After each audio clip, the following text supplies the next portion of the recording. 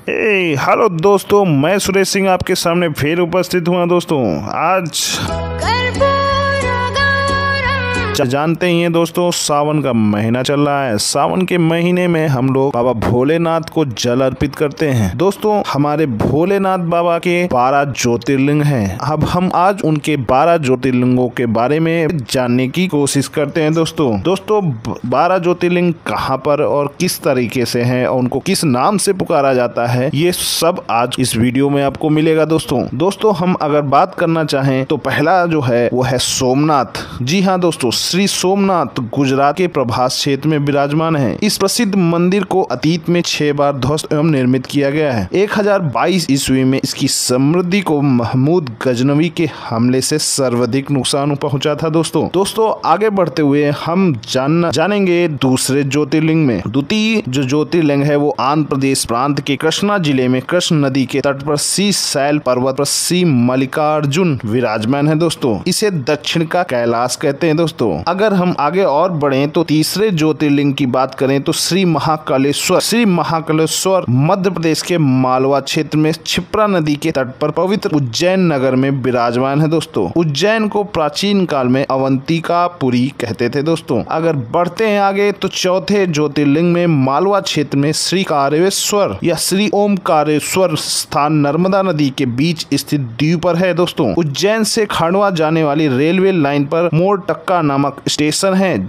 वहां से ये स्थान 10 मील दूर है। यहाँ ओमकारेश्वर और मालवेश्वर 2 पृथक लिंग हैं, परंतु ये एक ही लिंग के 2 स्वरूप हैं दोस्तों। श्री ओमकारेश्वर लिंग को स्वयंभू समझा जाता है दोस्तों। अगर कभी भी ज्योतिर्लिंग का दर्शन करने को मिले तो उज्जैन जाना। उज्जैन में श्री महाकालेश्वर के दर्शन हो जाने के बाद ही आप श्री ओमकारेश्वर का दर्शन करें और वहां जल अर्पित करें दोस्तों। अगर अगले ज्योतिर्लिंग की बात करें यानी 5वें ज्योतिर्लिंग की बात करें तो श्री केदारनाथ में हिमालय के केदार नामक श्रृंगपुर स्थित है। शिखर के पूर्व की ओर अलकनंदा के तट पर श्री बद्रीनाथ अवस्थित हैं और पश्चिम में मंदाकिनी के किनारे श्री केदारनाथ धाम के नाम से मशहूर है दोस्तों। यह स्थान हरिद्वार से 150 मील और ऋषिकेश से 132 मील दूर उत्तरांचल यानी उत्तराखंड राज्य में स्थित है दोस्तों। आगे बढ़ते हुए हम अगर जाने छठे ज्योतिर्लिंग की बात करें तो श्री भीम शंकर का स्थान मुंबई से पूर्व और पूना से उत्तर भीम नदी के किनारे सह्याद्री पर्वत पर है दोस्तों। यह स्थान नासिक से लगभग 120 मील दूर है दोस्तों। सह्याद्री पर्वत के एक शिखर का नाम डाकिनी है। शिव पुराणों की एक कथा पर आधार पर भीम शंकर ज्योतिर्लिंग को असम के कामरूप जिले गुवाहाटी के पास ब्रह्मपुर पहाड़ी पर स्थित बतलाया जाता है। कुछ लोग मानते हैं कि नैनीताल जिले के काशीपुर नामक स्थान में स्थित विशाल शिव मंदिर भीमशंकर का स्थान है दोस्तों। इससे आगे बढ़ते हैं दोस्तों तो 7वें नंबर पे हमारे उत्तर प्रदेश वाराणसी स्थित काशी के शिव विश्वनाथ जी ज्योतिर्लिंग में एक हैं। गंगा तट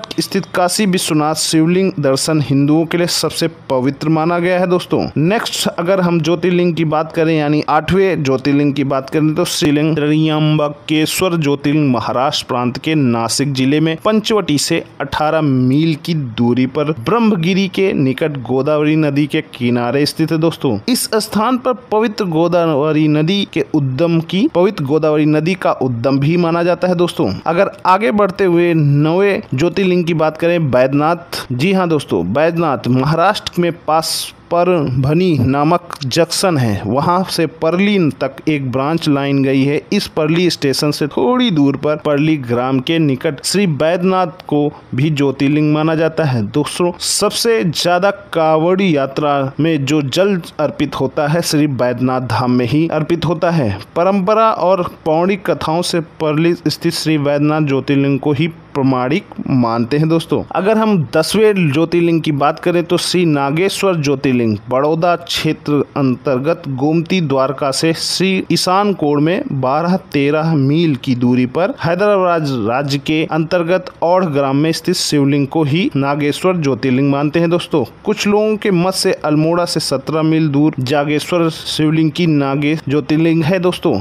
अगर हम नेक्स्ट ज्योतिर्लिंग यानी 11वें ज्योतिर्लिंग की बात करें श्री रामेश्वर रामेश्वर ज्योतिर्लिंग। तो श्री रामेश्वर तीर्थ तमिलनाडु प्रांत के रामांड जिले में है। यह लंका विजय के पश्चात भगवान श्री राम ने अपने आराध्य शंकर जी की पूजा की थी। ज्योतिर्लिंग को श्री रामेश्वर या श्री रामलिंगेश्वर के नाम से भी जाना जाता है। और आखिरी ज्योतिर्लिंग यानी 12वें ज्योतिर्लिंग की बात करें तो ये ज्योतिर्लिंग श्री घुमेश्वर या श्री गिरेश्वर ज्योतिर्लिंग को कहते हैं दोस्तों। इनका स्थान महाराष्ट्र प्रांत में दौलताबाद स्टेशन से 12 मील दूर बेरुलू के गांव के पास स्थित है दोस्तों। इस तरह के हमारे 12 ज्योतिर्लिंग हैं। जो 12 ज्योतिर्लिंग हैं उनको सावन के महीने में हम सभी लोग उस पे जल अर्पित करते हैं और आशीर्वाद प्राप्त करते हैं दोस्तों। इस तरह की जानकारी आपको और वीडियो में मिले, इसके लिए हमारे चैनल को सब्सक्राइब करिए, लाइक करिए और शेयर करिए। जानकारी कैसी लगी कमेंट बॉक्स में जरूर